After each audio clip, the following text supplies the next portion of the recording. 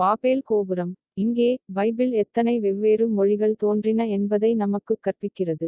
தோற்றம். பழைய ஏற்பாடு ஆதியாகமம் அத்தியாயம் 11. கதை.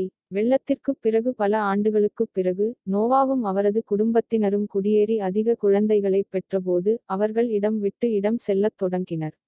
அவர்கள் பாபிலோன் தேசத்தை அடைந்தபோது அங்கு குடியேறி வானத்தை எட்டும் அளவுக்கு உயரமான ஒரு கோபுரத்தைக் கட்ட முடிவு செய்தனர். மக்களின் இதயங்கள் பெருமை கொண்டன, மேலும் அவர்கள் உயர்ந்த கடவுளைப் போலவே அதே நிலையை அடைய முடியும் என்று நினைத்தார்கள்.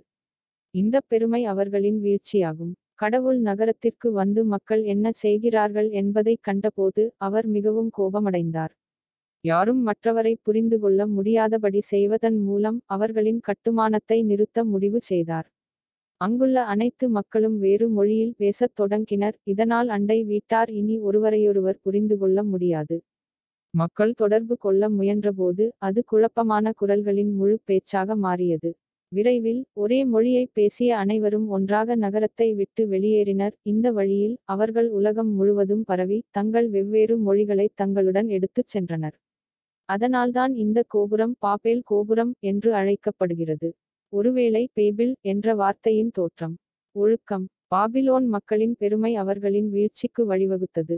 சாத்தானைப் போலவே அவர்கள் கடவுளைப் போல இருக்க விரும்பினர். நாம் கர்த்தருக்கு முன்பாக நம்மை தாழ்த்த வேண்டும்.